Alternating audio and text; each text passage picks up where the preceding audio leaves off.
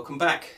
My name's Andrew Keeping and I'm here today to give you the 10-point guaranteed method to getting smoother and faster chord changes. It's a problem that many guitarists have. You'll be playing through and there's a gap. What you want is the smooth.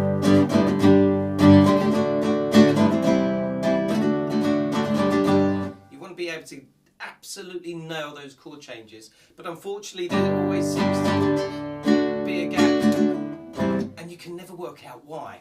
Today we're going to eliminate that 10-point guaranteed rule. If you follow these rules, I can promise you, you will notice a dramatic difference in your chord changes and your playing. So let's crack on straight away. Number one, the first point in our rule is actually identify what the problem is. So for example, if I'm moving from a D chord to a G, I need to try and work out, focus on the problem area. The problem is moving from that chord to that. We don't want to play from beginning to end of the piece in the hope that you're going to make some sort of improvement. What you're actually doing is just reinforcing the errors. What you want to do, isolate that one problem point. So let's say you've gone from, and there's the chord change. That D to the G seems to be the problem chord change. So we actually identify on that. Now we move to point two. Understand the shapes. Chords are all made up of shapes. And I can practice just putting my fingers down and I know that's a D major chord, I know that's a G major chord, that's a C major chord. How do I know that? Well, on the back of the hand I practice it. I get the feel of the shapes. So for example, if you've got a G chord where you're using both the two fingers at the bottom here on the first and second strings, I've actually got those two touching one another, and the two fingers touch each other, they work as one unit and they jump across the guitar in different shapes. 2 and 3 frequently are used as a unit, moving from an E major chord or E minor chord to an A minor or an A major. Bar chord shapes 3 and 4 are used together as a unit, so understand those shapes. The triangle shape of a D going to a D that way, and I lock certain shapes, certain fingers together to help me move from one shape to the next. And once you've got that, try jumping up the guitar in one unit. So third and fourth fingers are just moving up and down in one unit. Second and first finger of the G chord are working in one unit up and down the guitar. Try working out all these exercises to help you focus on that one problem that you've identified in point number one.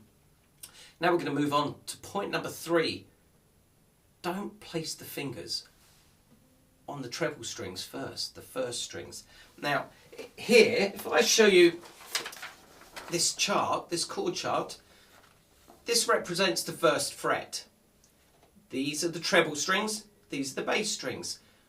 Nearly everybody reads it from here to here, from the treble to the bass. Where's the sense in that? The first chord you play, the first note you play, the first string you strum is the bass string with the right hand. So let's get the bass strings down first. Don't read from right to left, read from the left to right of your chord charts. Always aim for the bass notes first. Very important point. Point number 4. Morph the hand from one shape while you're moving, morph it into the next shape. So going back to that D major chord, watch this. The second finger has to move the furthest distance from the first string to the 6th string.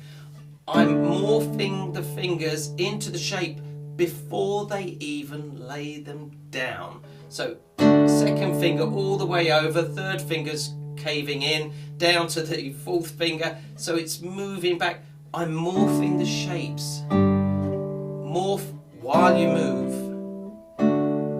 Very useful tip that. Takes a bit of time to work on it and to actually be able to analyse where the fingers are going to need to move, but this is what we're doing. We're going back to point number 1. Focus on the problem in hand. Number 5, point number 5, pivot fingers.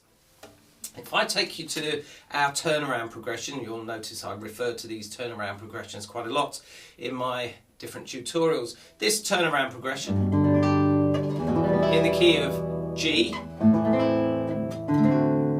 watch this, I'm going to use my pivot fingers. On this one, my pivot finger is the first finger from G major to E minor. I keep my first finger down, I pivot on that finger while I move from one to the next. Again, where is the point in lifting all the fingers down when you've got to put them back down again? Look for the common denominator between the two chords, and that common denominator is this pivot finger here, the first finger, G to E minor. From E minor to A minor, my pivot finger is our second finger. And then from A minor to D7, my pivot finger is our first finger. Watch this. The pivot fingers are staying down, and everything else moves around those.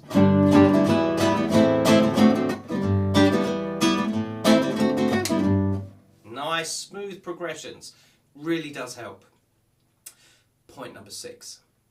Set up the shape above the string first. So don't try putting them down individually. Aim to get the chord, so D, the whole chord shape is set up so it goes down as one unit. Look at this again, morphing, it goes back to our point number 4, morphing the shape, so that by the time you get above the string, it's all in place as one block, and then it can be placed down. So practice moving from one shape to the next, but without actually putting them down, just have them hovering above the strings. You might feel that the tendons it doesn't feel comfortable. You have to squeeze the finger down here and there. Persevere with it, because what you're doing, you're training these tendons to do things they're not trained to do. We wouldn't go out and run a marathon the first time you tried to do a run. So we've got to train these hands and these tendons to do things that are really not a bit abnormal for them. So get into the habit of practicing that and push yourself. Focus on just that shape and then put it down. Point number 7. Prepare and anticipate the change. So don't be caught out. Take it slower. Anticipate that you're going to have to move from that shape to that, and you can put all the exercises that you've put, all the points that we've been looking at beforehand, you can put them into practice by anticipating them just before that chord change. So anticipation, very important part of all of guitar playing. Then we come to point number 8. Let the strumming pattern help you. Use it to help you. So for example, if I'm doing, again, D to G, down, down, down, up, very simple strumming pattern. That final upstroke, if you lift the chord while you're moving and play an open string, you're only playing 1 or 2 strings anyhow, so it really doesn't matter. And you won't notice the change, but you will notice it gives you a fraction more time to get the hand across to that G, provided you've picked up all the previous points in my 10-point rule. So here we go. D, down, up, down. It's there. You've nailed it right on the beat. Down, up, down, down, up, down. Let's do our chord progression now. Turnaround progression in G major. So what I'm going to do now is I'm going to practice only the down, up, and we'll see how we can put it together. Down, up, down, up, down, up, down, up. Speed it up. Every single one of those chords on the beat, the first beat of the bar, it was nailed. It was exactly there because we'd given ourselves just that fraction more time to get there. So now let's put the whole strumming pattern together. Lift, lift, lift. See how it works? Makes a huge difference. And we come to our final point. Slow down. Practice everything slower. Again, there is absolutely no point in playing it at performance speed. What that does, it heightens and exaggerates the gap, which only makes you feel worse about the whole procedure. So let's look at slowing down. Slow everything down. It gives you time to think. Going back to my point number 7 about prepare and anticipate, I mentioned then, slow down. Do indeed slow down. Slow it down to prepare and anticipate everything that you need to do and the actions that you need to take to make that chord change smoother and faster. Many apps on the phones have the facility to be able to download metronomes. Take your metronome, take it at a slow tempo, play it up to that tempo so that you can every time nail it, so you get it in at speed at that tempo. Then just take it up a notch at a time. One little bit, just push it until it feels it's at breaking point, then go back a notch until you can play it fluently at that speed. Remember my 5-point rule, 5 times consecutively perfect. When you can play it 5 times consecutively perfect, you're ready to move on. You've got it, you know it. It's under the hand, it feels comfortable. Your knowledge of it is secure. So, 5 times consecutively perfect, take it up a notch at a time.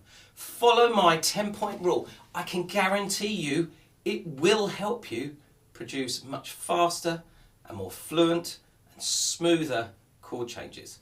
I hope this helps.